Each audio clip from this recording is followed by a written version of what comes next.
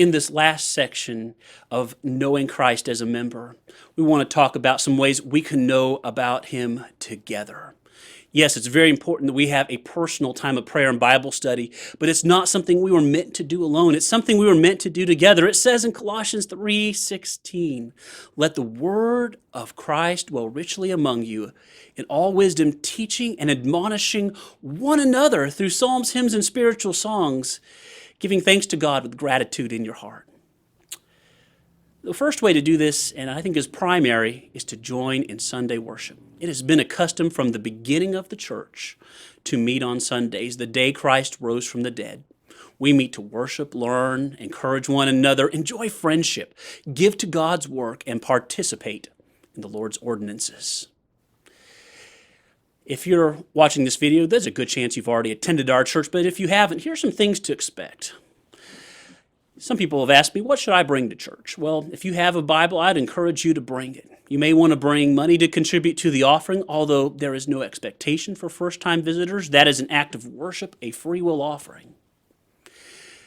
I've been asked before, too, what should I wear? Well, members attending our church sometimes wear casual and sometimes wear dressy. We believe while man looks at the outward appearances, God looks at the heart. And so here's the key is, if you want to dress up nice, do that for God because you want to honor Him. And if you dress humbly, do that because you want to come humbly and authentically before your God. Whatever you do, do that with all your heart. Some people have asked me, what are the people like at our church? Well, we are a family.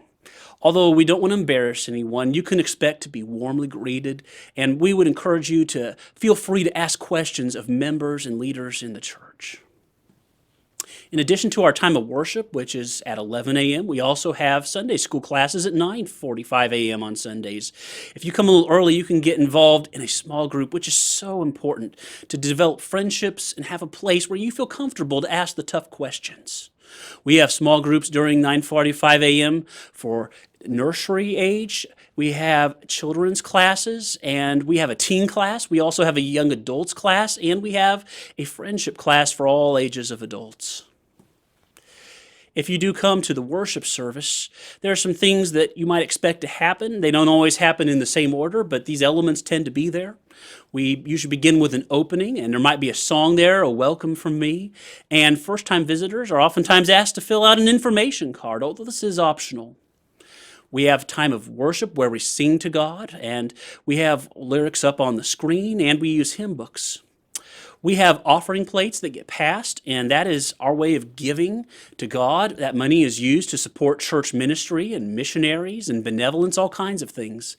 Again, that's not something that's required. It's something we do because we want to do it cheerfully. God loves a cheerful giver.